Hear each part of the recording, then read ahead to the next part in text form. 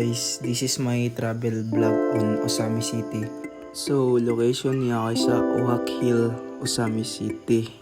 So based sa akong experience dire kay nindot siya og mga nindot na mga parkinganan sa mga sakyanan or motor. So mabalhin ta sa Boulevard. Ang Boulevard guys kay isa siya sa sikat sa Osamis na spot na magtambay ug mag-chillax ug mag-bike ug mag-jogging. So kani siya paingon ni siya kuan Huyuhoy Osami City. So na po kayo i-have dire guys, lami kay siya dalon dire na mag-date mo. Hapit na ra ba ang kuan February 14 araw ng puso.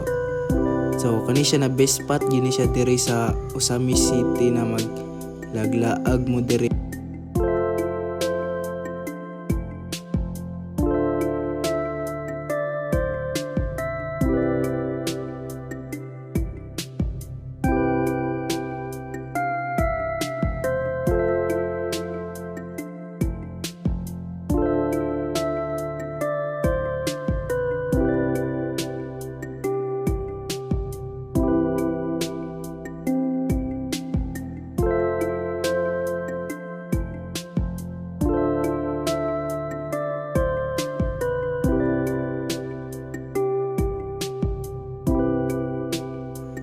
So dire na punta sa Uyuhoy Tanggo.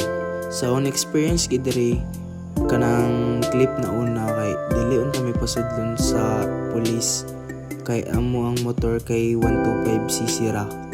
So makasulod gid diha kay mga nasa 200cc or pataas.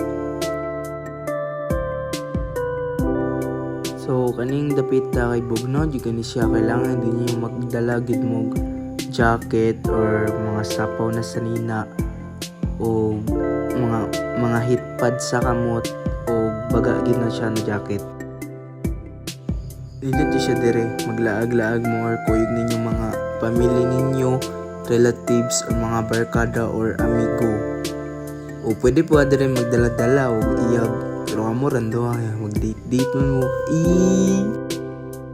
So joke ra to siya. Ang next location ani kay Biodec.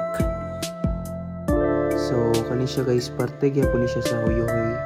Pero ubos ni siya sa Uyuhoy. Ang tawag ani niya kay Biodec.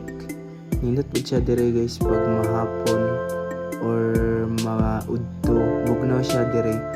Pero gamay ra mo ma-feel na init dire ah. Og dire ra tama na home vlog. Salamat dayang Eric, giubanan ko niya sa akong travel. And thank you for watching guys.